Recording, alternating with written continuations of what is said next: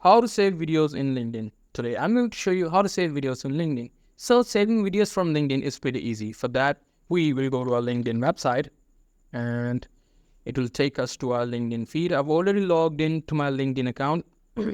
If you haven't, you might have to log into your LinkedIn account. After that, you have to select the video you want to download. Suppose I want to download this video. What I'm going to do is I'm going to tap on these three dots, and then I'm going to tap and then I'm going to click on copy link to post. And now after copying the link of the post, I'm going to have to go to the new tab and I'm going to have to type LinkedIn video saver. Now here there are a few websites in which you can download. I'm going to click on this website and now I'm going to have to paste the link that I copied before, which I copied that from there. And now I'm going to click on download your video.